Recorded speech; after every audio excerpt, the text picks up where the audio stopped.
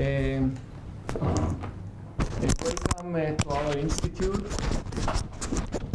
I'm Dekel, I'm the Deputy Director of the INSS, and Pnina Sharvit is a Senior Researcher in the Institute.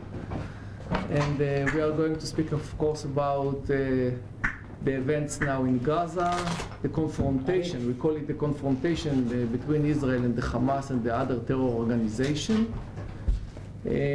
Only for the beginning, I would like to say that this is a type of asymmetric warfare, but one of the important challenges that there is also asymmetric in the strategic objectives.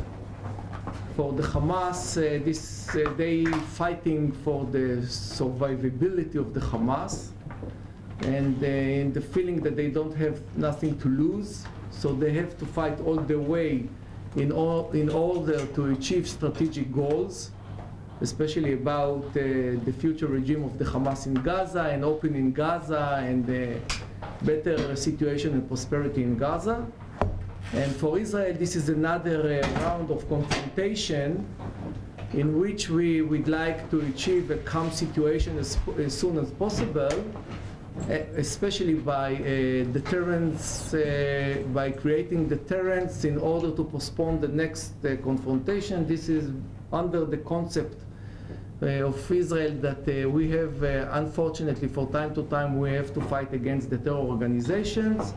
And the main challenge is how to create a calm situation as far as possible to postpone the next round of confrontation by using the force and by convincing the other side that using power against us, this is not the way that they can promote their objectives.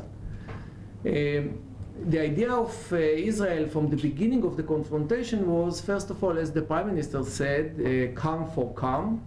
For first of all, achieving ceasefire, that the Hamas stop the firing and the launching of rockets and other means toward Israel, and Israel will stop its activity against the Hamas and the other terror organizations in Gaza, so calm for calm.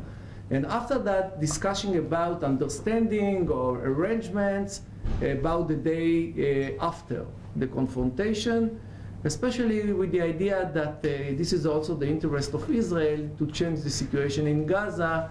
We understand that this is the interest of Israel, also the rehabilitation of Gaza, because Gaza in very, very negative shape. But the Hamas didn't want to stop the fire before they are getting, as I said before, they are fighting for strategic goals and they are fighting for their survivability. So they didn't want to stop the fire because they have the principles of the understanding or the arrangements of the day after.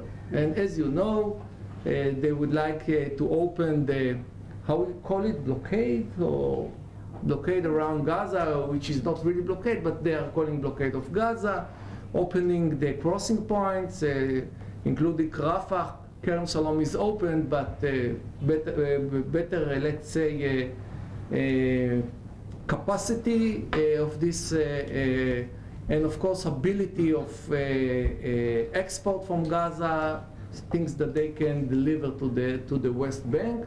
And they spoke also about opening a port and airport in Gaza in order to open Gaza to the world. And by that saying that we're fighting for the people of Gaza, for the shape of Gaza, for the future of Gaza, and we are the Hamas bringing to Gaza the better future than the current situation. The current situation, as you know, is very bad, especially when we speak about unemployment and the economic crisis and all those things. So along the 3 weeks, more than that, already 4 weeks of confrontation, there was a lot of attempts in order to achieve understanding about the ceasefire. Of course, Egypt is the main mediator, because Egypt controlled the gate of the Rafah, which is very important for the future of Gaza. Israel controlling the gate of Kerem Shalom, which is very important for Gaza. So Egypt was the main mediator. But Egypt don't, the time is not running against Egypt, because Egypt would like to see that the Hamas going down and the understanding that using power, using terror activity, it's not serving the Hamas objectives. And they have, let's say, a long list of things with the Hamas because of the issue of the Muslim Brotherhood in Egypt and the assistance of the Hamas to the Muslim Brotherhood. So there wasn't any rush in the Egyptian side in order to enforce the both sides to stop the fire and to start speaking about future understanding. But there cannot be other mediator because Egypt controls, as I said, the main gate to Gaza, not from Israel, from the Sinai for Egypt. And for Israel, it's very important to see Egypt part of that, because on the day after, one of the challenges and one of the objectives that we would like to see, that the demilitarization of Gaza. So during the confrontation, the beginning was, you know, the expectation from our prime minister were very, very low. You know, not a high expectation of the strategic objectives, and the idea was come to come, and as soon as possible to go back to the status quo. The Hamas didn't accept it, because they, as I said before, they wanted to achieve something tangible, strategic achievement. So they continue firing, even there was 6 understanding about humanitarian ceasefire, they keep their firing against us. And so in the Israeli side, we understood that we cannot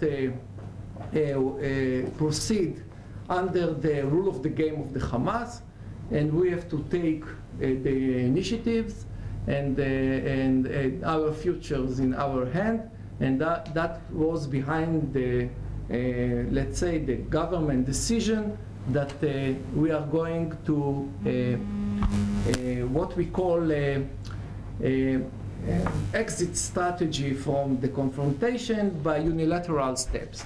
The idea, you know, this is something important to explain, because I feel that there is something not clear in the understanding between the 2 elements. The first of all, this is the exit strategy, for how you end the confrontation. And the second one, this is the day after this stabilization mechanism. So somebody speak about both of them at the same time. As I said before, for Israel it was important, first of all, ceasefire. As I said, as the end of the confrontation, decide about ceasefire, and then negotiating about the day after. And the Hamas, as I said before, didn't want to declare ceasefire or to stop the fire before achieving something.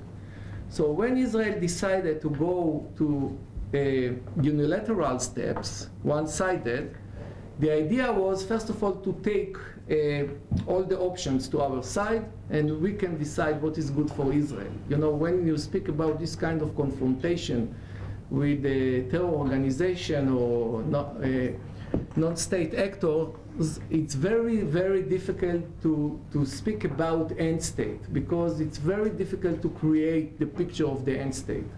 And one of the lessons learned that we have from those confrontations with the Hamas and the others, that we have to achieve something that we call it strategic advantages. That from these strategic advantages, Israel have many other options, not only one option. So if we would like to proceed, we can proceed. If we would like to stop, we can stop. If we would like to initiate something else, we will initiate something else.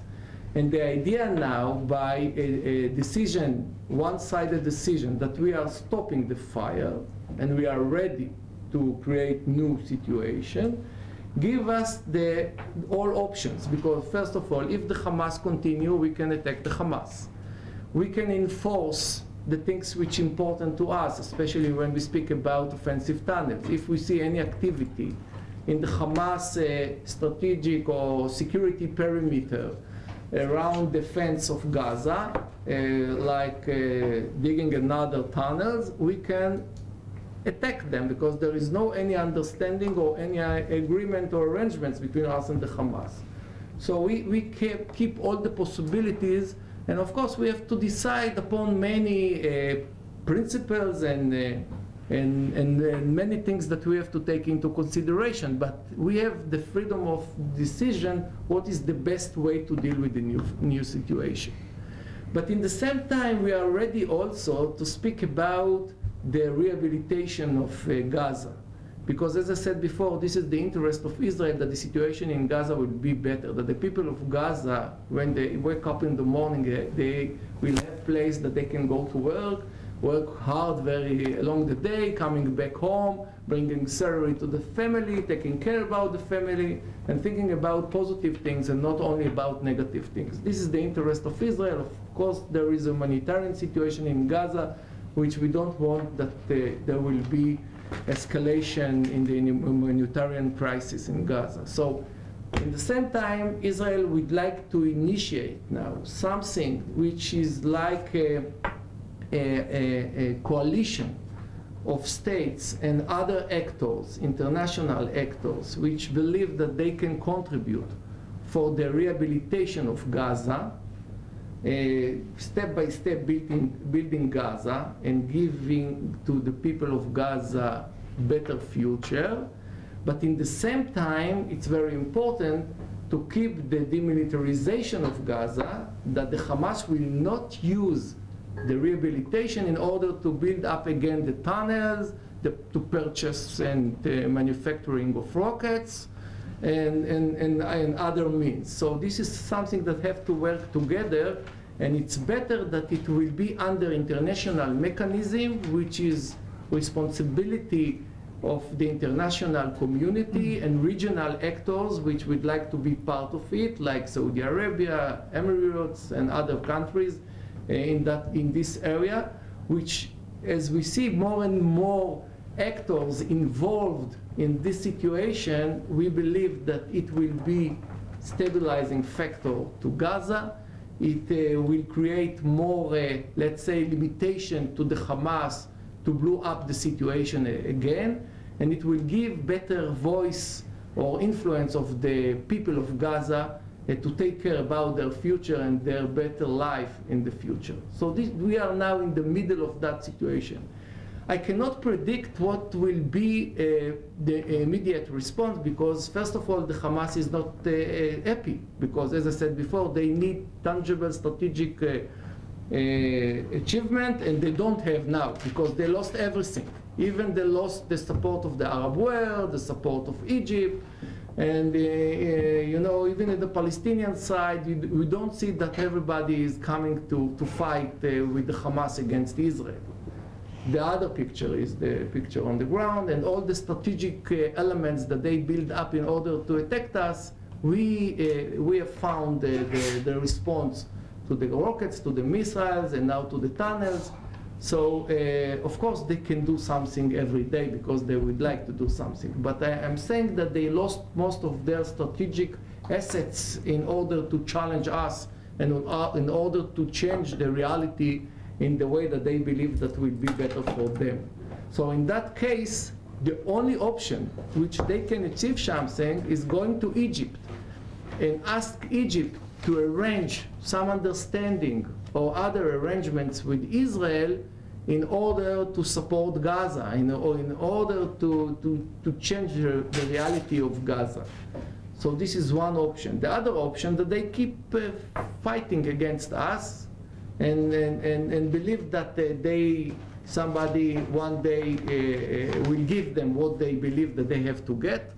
This is another possibility. The third option is the option that when they come out from the tunnels and under the ground city of Gaza and see the outcome of these activities and what they achieved and what was the casualties in the Hamas already, and of course the collateral damage which is part of this kind of confrontation, and they will feel better the spirit of the people of Gaza. You know, there is the people of Gaza, of course, don't like the situation, so maybe they will be more let's say responsible, because they are in some way some semi-state actor. So in that case, they have to understand that they have to be more responsible and accountable for the people of Gaza, So maybe they will understand that the main way to help Gaza is not by fire, not by rockets, not by terror activity, it's by creating something else, by the political tracks. Okay, this is from my side. Pnina? Okay, sure. And move here. Is that good enough? Shumir?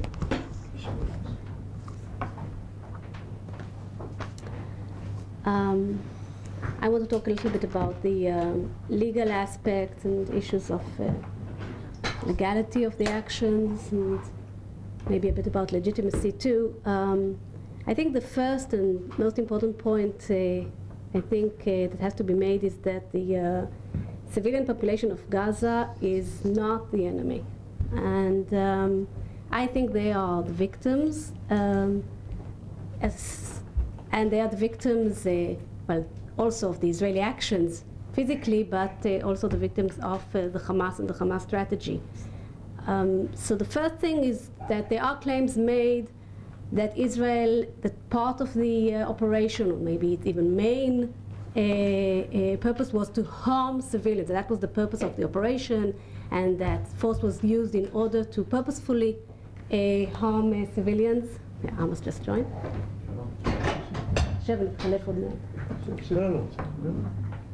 Okay, sorry. So I'll just say again that the idea that that this was the purpose of the operation, or that force in general was used on purpose against civilians, is something that I think it's very important to understand, that this is a foundless accusation.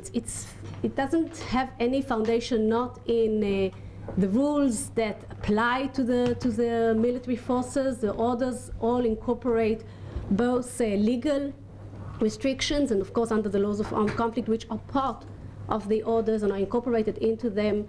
It is, of course, unlawful. It's a war crime to target civilians. It is also against the moral ethics of the IDF, of Israel in general, something that is also instructed to the soldiers all the time, respect of moral standards, which include also purity of arms and not to harm civilians. But it is also against the logic for Israel. It's against Israel's interests, because clearly, and Israel is aware of that when there are many civilian casualties on the other side, there is pressure on Israel. It is from all the international arena, including its allies. It has less freedom of action. It will have to afterwards face another arena, the legal front. This is something that Israel is aware of, so there is no interest also in harming civilians. So the only ones that do have an interest in harming civilians in the Gaza Strip are actually the Hamas, because this is part of their strategy. That's why it's so tragic. And I have to say that I think what happened in Gaza is a tragedy. When we see the pictures, when I see the pictures from there, I feel heartbroken. And it's a tragedy. But the Hamas, the way the Hamas operates is that they, on the one hand, are targeting Israeli civilians, and their first aim, of course, is to harm as many Israelis as possible. This did not happen because Israel has its defensive capabilities, which I think surprised everybody, including Hamas, including, I think, most Israelis. The Iron Dome was not something that even we anticipated would work so well. And, of course, shelters, going into shelters, but it still means disrupting everyday life, businesses that are not, that are collapsing. But from the Hamas point of view, civilians were very few civilians were killed on the Israeli side, but they have another prong to their strategy, and that is as many civilian casualties on their side. And it sounds difficult to believe, but when you look around the world, our region, you can maybe comprehend that it is something in the ethos that lives and civilian lives are part of the price they are ready to pay. And the concept is that anything Israel will do in response, any reaction, will entail as many civilian casualties as possible. That's the strategy, knowing that this will put a lot of pressure on Israel. So what that means is when Israel, and the main question that is raised on the legal surface is, was the actions of Israel proportionate? Or did Israel act disproportionately? And of course, first of all, we must just make it clear, because we're not all lawyers, that proportionality, you ask any international lawyer that specializes in the laws of armed conflict, proportionality is not measured by the number of casualties from both sides. In the Kosovo operation of NATO in Kosovo, there were almost no casualties on the NATO forces side, except by accidents in the air, because everything was in air, was from the air, and all the casualties were on the other side. That doesn't mean that it was disproportionate. So that's not the measure. The measure is between the military advantage, what are you trying to seek, and the collateral damage, or what's happening to the civilians on the other side. And here I think what is important to understand is when you look at the military advantage, you have to look at the overall military advantage. What was the aim of the operation? Now, Israel, as I said before, the Hamas was and is targeting Israeli civilians by the rocket fire and also by the system of tunnels, which means that any person living in a village near Gaza can suddenly one day have someone come out from under his house and murder or kidnap his or her family. So that's something that is also unbearable. So that's what we're trying to stop. Now, Israel tried, the first initial step was to try to stop this by the offer that Udi mentioned, calm for calm. It's actually saying, if you don't stop, we'll fight back. We don't want to fight back. So stop doing that. That was before we knew also the tunnels, how bad they were. Stop firing, we won't fire. This didn't work because this was counter the Hamas strategy. Why did the Hamas start this escalation? It was feeling weak. The civilian population in the Gaza Strip were already fed up with the Hamas. That was its way to gain its role. So the Hamas said no. Now Israel is left with two options, and only two options. That's the tragedy. The one is to refrain from action. So we offered calm. They're still continuing and say, okay, we'll just live like this. I think that's an option that is very difficult to accept. And the second option is to use force in order to make them stop. And here is the point. Any force that is used in the Gaza Strip, the way that the Gaza Strip, because it is so densely populated, that more than that, because of the way the Hamas is operating, it's not just human shields, it's not the fact that they're working from within civilian localities because everything is civilian, as maybe some said, because the idea is that they used purposely everything. The rockets were stored under schools and hospitals and mosques. The firing was from these kinds of places. The operations are controlled from under hospitals and these kinds of places. The whole idea is to get us to attack these civilian objects in order to have as much civilian destruction and as many civilian casualties as possible, because that is the strategy. And then they also added booby traps. So what happens is that even if we retaliate to someone firing at the soldiers with, I heard cases where a soldier just shot back with his personal gun and then the whole house explodes because of the issue of booby traps. So that of course makes every damage intensified, so and more extensive.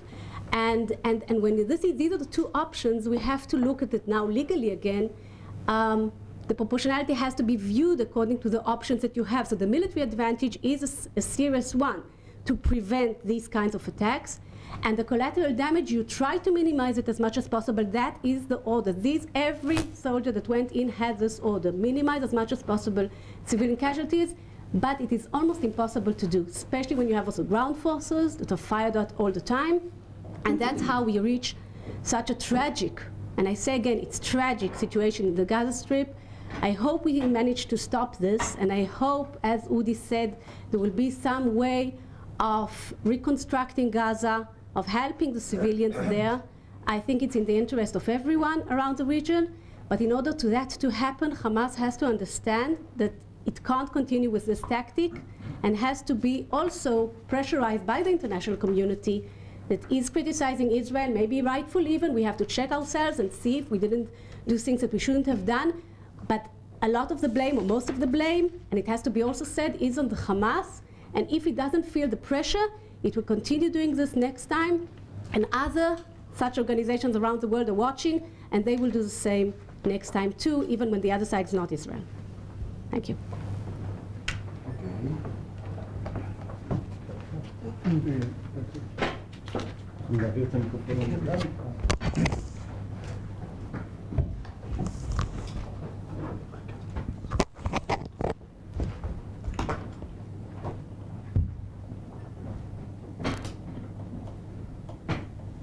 since I understood that Udi gave you all the knowledge and the wisdom, so you should ask questions.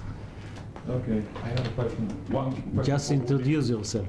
Yeah, my name is Sharvit-Baruch and I'm producing here a Spanish language local program in Israel.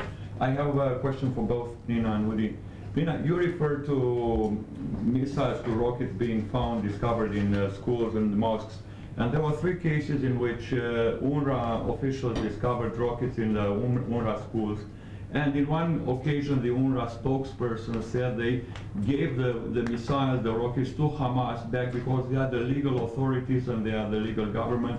And in these cases, UNRWA is working with the legal government. Is there any possibility that ONU gets more involved and sends to Gaza Strip bomb disposal teams or something like that, in order to prevent UNRWA officials or prevent Hamas from getting back their missiles which are discovered? This is the one question. And the other one is for Udi. You also refer to ports, to the Gaza port and the Gaza airport. Do you mean that this port and airport, when they are constructed, will operate without any sort of Israeli control? Because if there is no Israeli control, they can bring in anything. So what is the use of the blockade? I don't know the exact facts of what did UNRWA do or not. I heard what you said, that they just called the Hamas authorities. I think the main problem is the fact that they were there in the first place, and did they do enough to prevent these rockets being stored there. Once the rockets were found, I must say personally, while I think UNRWA, I have a lot of criticism on UNRWA and the fact that it's very one-sided sometimes. I'm not sure what could we expect them to do.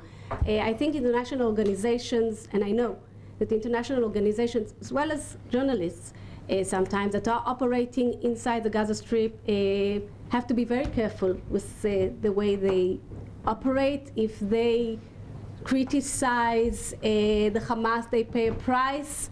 So I guess UNRWA are in a difficult position where they have to also protect themselves.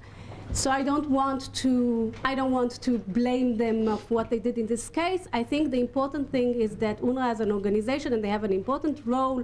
They can have an important role, and they can have a role that will help the Palestinian people. And I think that will force them to think well how they can do more to really help the civilians and oppose the Hamas within what they can do, and not just what they tend to do, add to the violence, add to the extreme calls against Israel, which I think are, as I said, against the civilian population in Gaza, also not only against Israel.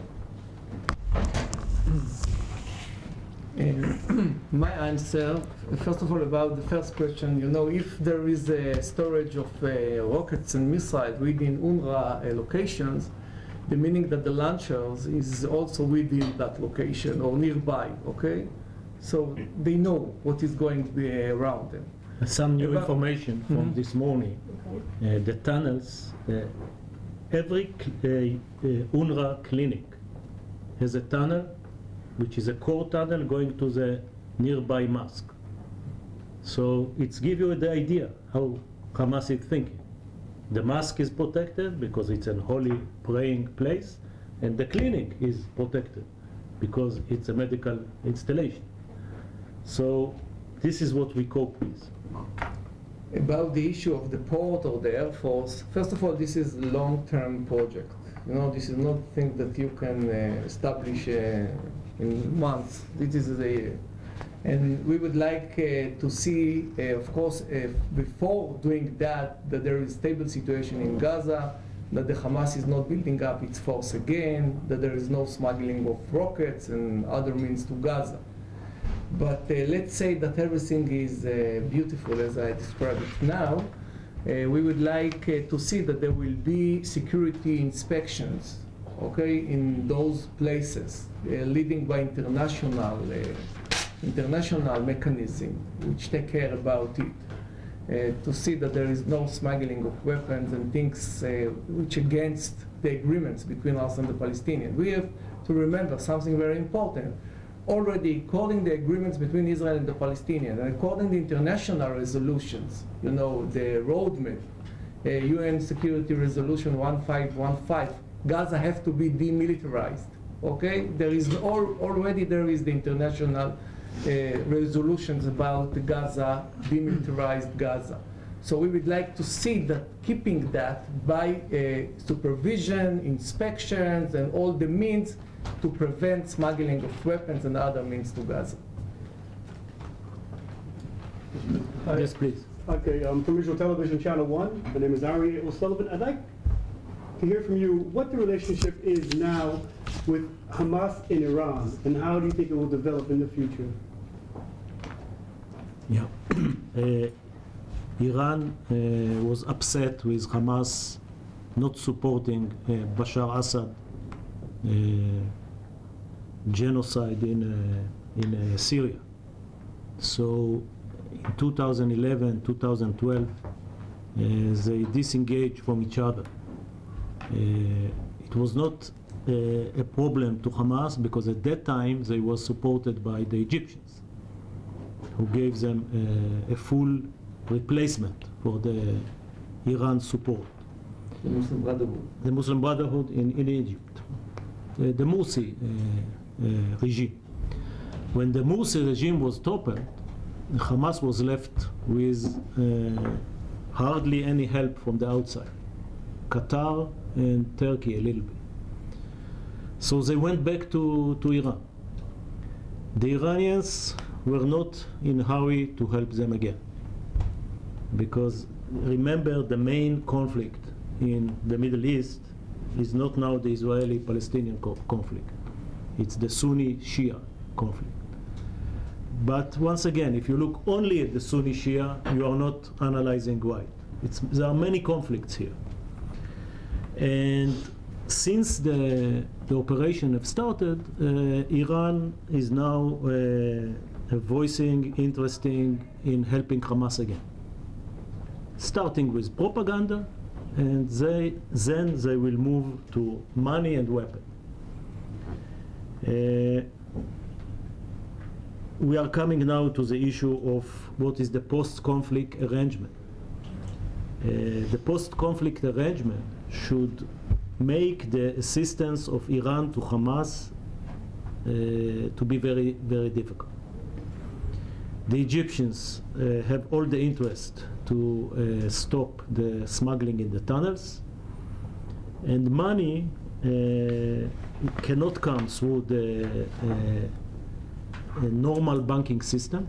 It used to come in sacks with or suitcase with cash. The Egyptians will do everything that it will not go through. So again, Iranian support, yes. Practical Iranian help in weapon and money is going to be difficult. Yes, please. My name is Oliver Max, and I'm a German correspondent. I have two questions. First, how weakened is Hamas actually now when it comes to its military capabilities? And the second question is linked. Why is Israel not finishing the job and demilitarizing Hamas itself? Usually Israel is very critical of international mechanisms when I see it right. So why is Israel stopping at this point and not going all the way? Yeah. Hamas military wing was not hit strong enough. However, they lost their three strategic tools against Israel: the rockets, the long-range rockets that, according to Hamas planning, should destroy buildings and streets in Israel. They lost this capability due to the Iron Dome and due to the fact that we attacked many sites of launching and many production places. They lost the tunnels, which was their second strategic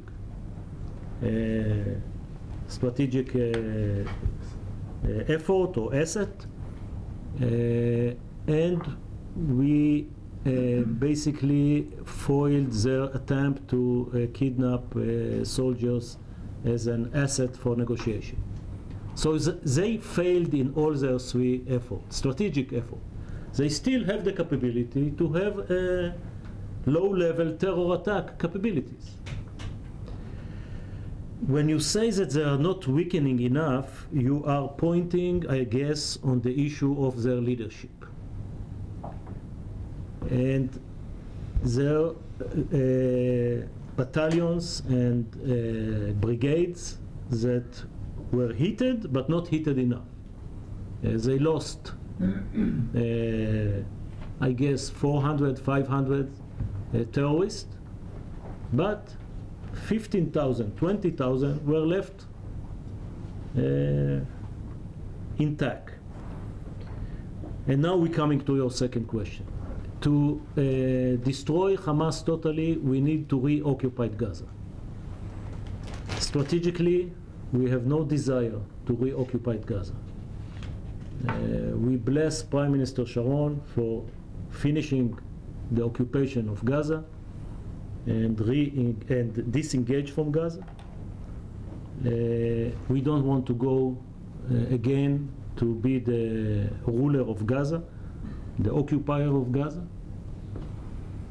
And the damage that will be happening if we go to reach to the nets of the tzraot. Hornets. If we go all the way to their bunkers, the number of civilians that will be killed is 10,000s. Tens of thousands. And this is exactly what Hamas is aiming to. And then the cry from the international community will be such that we will not be able to complete the mission. And that's why the government of Israel decided in the last weekend not to do it. On the contrary, to disengage again and to change the perception of the asymmetric conflict towards our advantages, which is we have more power to stay for a longer struggle. We can live our life not as without the fire, but still a normal life of a country. We can use much more firepower. We neutralize their main strategic forces and leave them alone without any achievement, without any demand in the devastating place called Gaza. This is the rationale behind the government decision not to go inside but to go outside, which is quite sophisticated, smart move, at least for the short run. I don't know if it's sustainable for the long run, but we will have to see how Hamas will react, what kind of fire they will continue. If we can live with it, we have a longer breath. Orech neshima? Okay. Yes, please. Semicolon finish first. There have been some Israeli statements that in order to save the life of the Israeli soldiers, it is ready to use very heavy artillery and other fire. My question is this legal or maybe even legitimate according to the international law?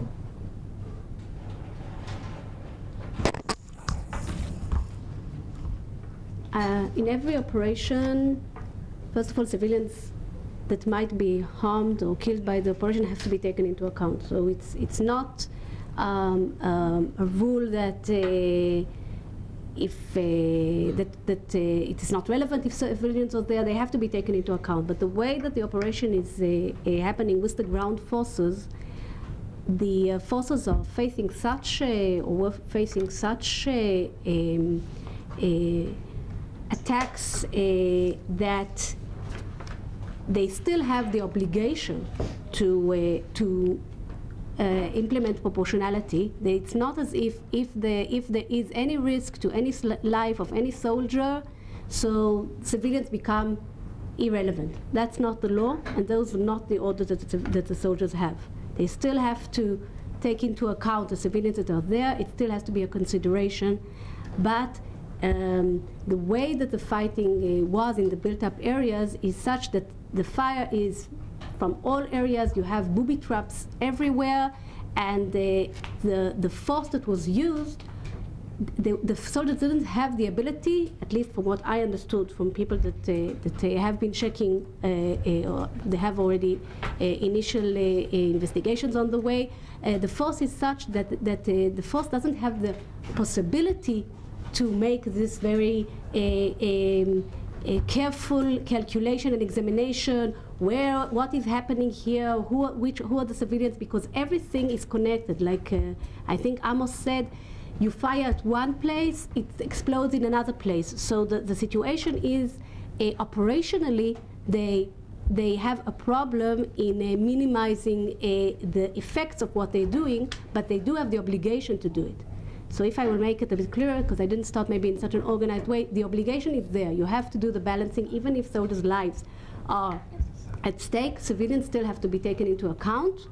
But again, the tactic of the Hamas is to make it almost impossible to do that. Almost impossible to find a way to still protect the soldiers without leading to this vast harm to civilians. But of course, we are still there. Things are going to be investigated, and the IDF is going to check itself. I can tell you for sure that the orders are such that civilians have to be taken into account, and I believe that this is the way that the soldiers operated in general in the fighting.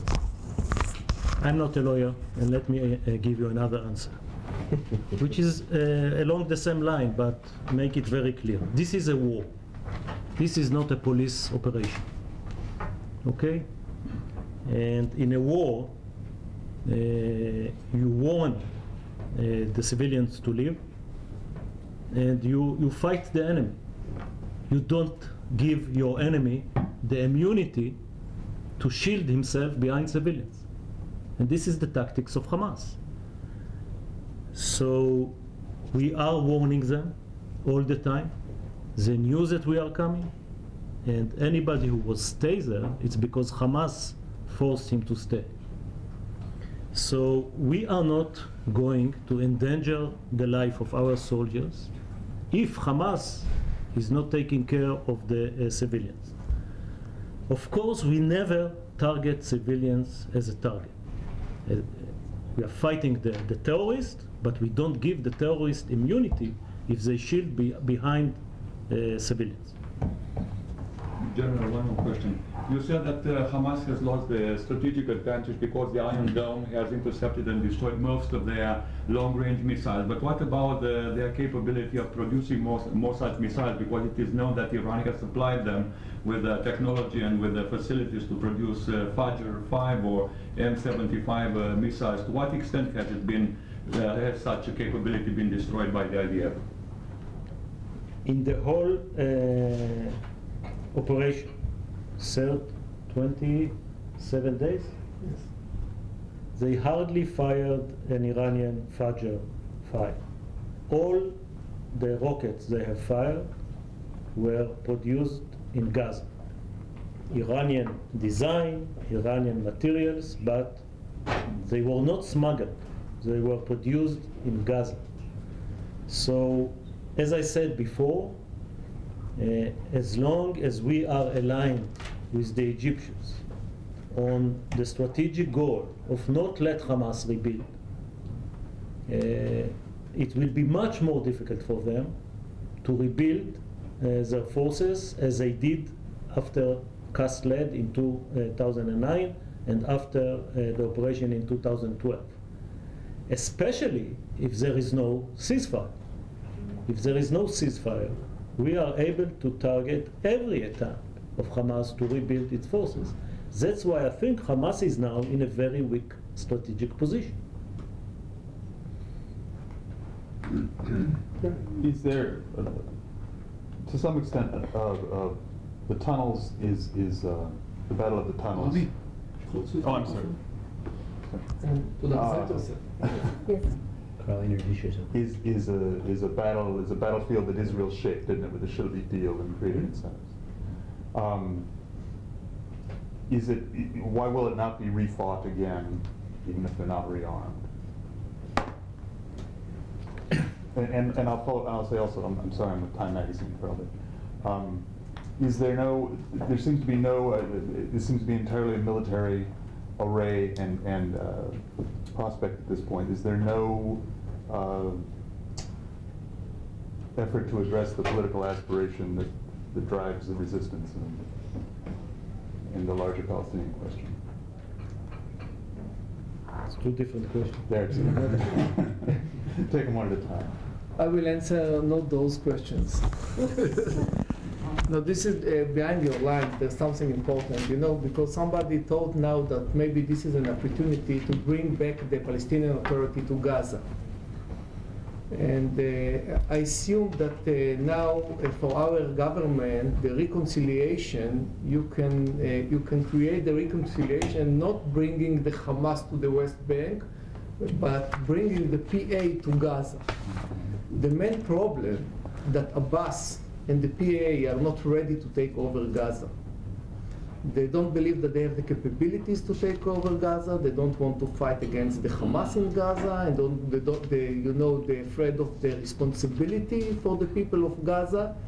So they are ready to be part of the negotiation, and maybe they are ready to deploy forces to the crossing points, especially Rafah, because the Egyptians said that they will not open Rafah without PA, the presidential security force of Abbas in the Rafah crossing point.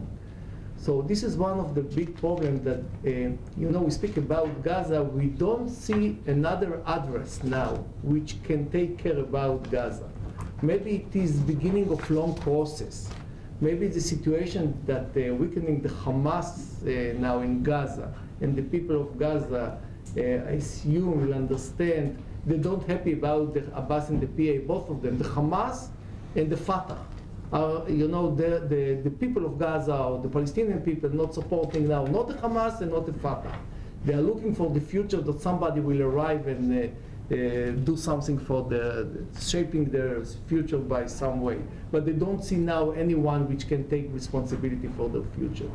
So maybe it's beginning of process, which we will see in the long term, that the moderate forces, this is, I'm not sure that will be the picture, that the moderate forces will be more influenced than the current situation. But this is the critical point, because the Hamas from the beginning understood that Israel's objective is not to tackle the Hamas regime in Gaza. And by that they know that they have some safety, situation which nobody is going to destroy everything, and especially to topple down the Hamas regime. That gives them more flexibilities. I am not sure that it will be the picture if they proceed in attacking us, because if we check all the other options, and we find that there is no other way to deal with the problem, so maybe the government of Israel, especially the current government, can take the decision that we are going all the way, because we cannot accept the situation that every day, every minute somebody can launch rockets, and okay, we can keep our routine daily life activity, but it's not so nice to live under the shower of the rockets, as you are living here and the objectives. What was the question about? About the replay of the tunnel battlefield. Very much like the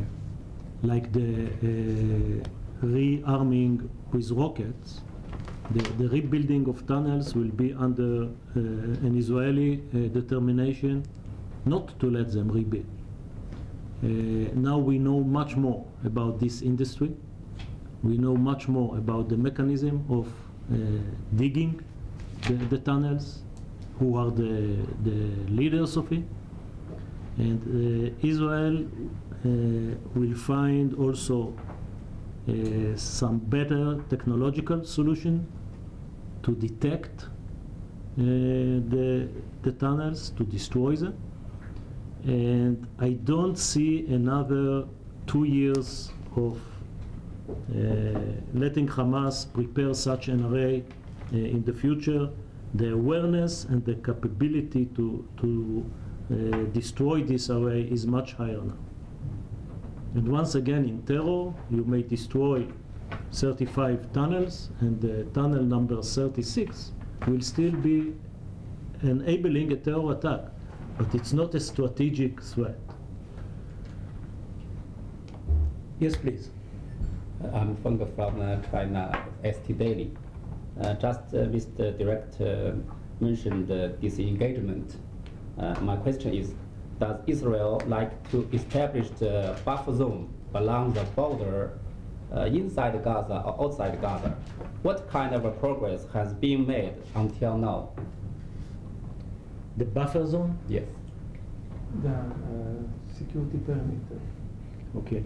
Once again, we don't want any inch of Gaza, but we do have security needs. And without being in Gaza, we still don't let terrorists come to the fence, because then they attack our farmers in the fields and our military on the border. So we establish some rules about how the Gazan behave in a perimeter. This is the right name, perimeter. 300 meters, 500 meters, and maybe because of the tunnels, it will be now 1.5 kilometers. I don't know. This is something that the Israeli military will have to decide.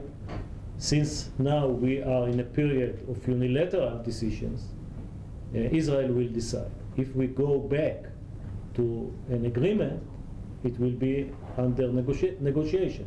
It was done in 2012. But reoccupation of a security zone is not an option. I just want to take this example. I think the example of the tunnels and what you're asking is just to I think it exemplifies the dilemmas we have. Because how do you fight against the tunnels?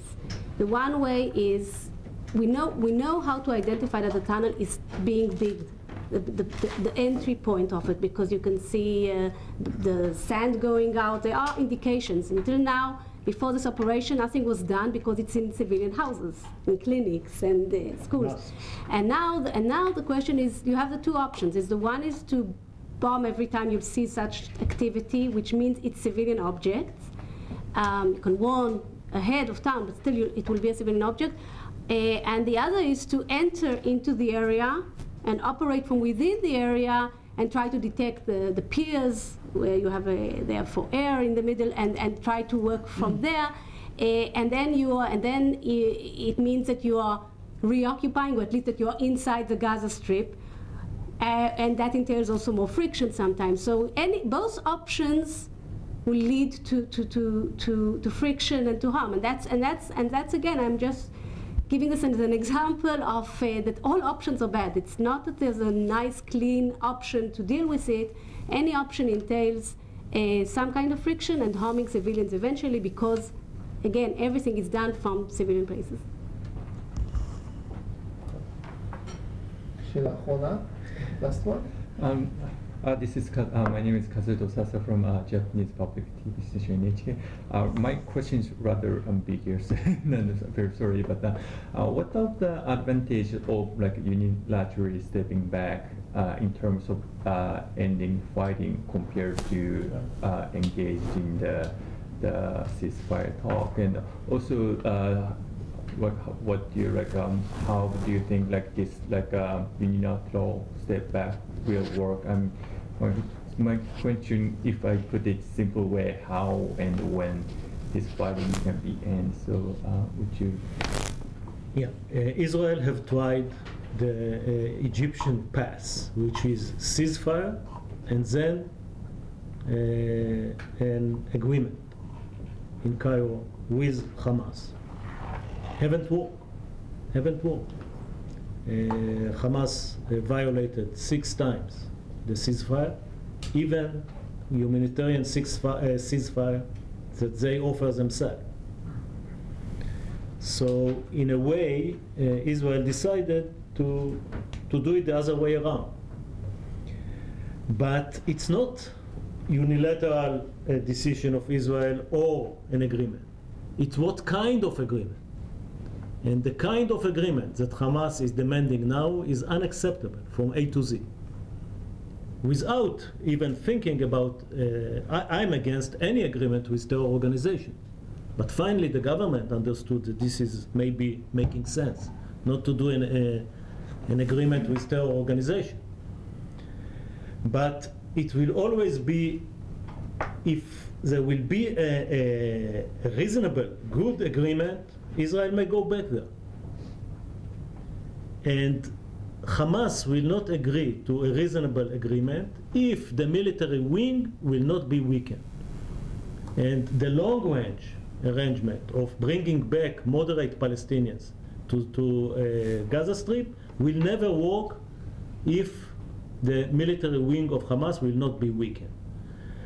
And this is why this institute recommends a coherent way forward strategy, that in the short run, when there is fire, it's concentrate on the military wing of Hamas, weakening it to a degree that they will agree to an arrangement that we can live with, that in the main issue is not allowing them rearming and rebuilding their capabilities, and in the long run bring moderate Palestinians to rebuild Gaza for the disarmament of Hamas. This is a coherent strategy. As long as the military wing of Hamas will not be weakening, this strategy is not going to work.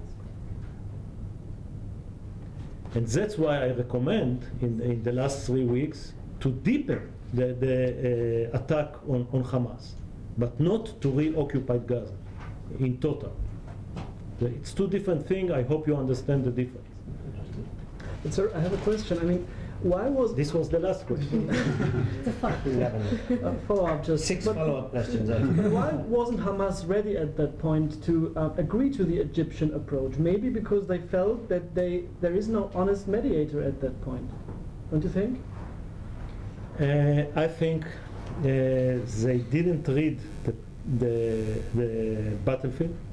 They believed to their own lies and propaganda, and they thought that they are in a very strong position. And they wanted to make sure that the bad deal will be before the ceasefire.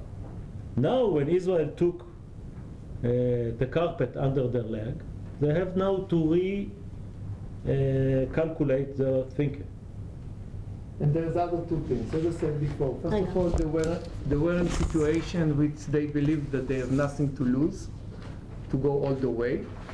And somebody gave them the idea that maybe they can, creating a mechanism which including Qatar and the Turks and other, which is not, as I said before, the main fact is that the gate of Gaza controlling by Egypt and Israel, and nobody from outside can take care about it without Egypt and Israel. And now the Hamas have to understand it. Did Israel make a mistake in putting them in a corner where they had nothing to lose? It's very different. One of the easy things is the assessment. The assessment of the past, hindsight assessment, hindsight assessment. Yes, I'm not sure. It's too soon to assess what will be the outcome of the situation. But it's very important for the Hamas that they have to understand that they cannot deal with everybody. They thought that they will achieve the support of all Arab world. They thought that they will achieve the support of the Arab streets, including in Cairo and other places, and they got nothing. And now they have to recalculate their strategy and to think about the future.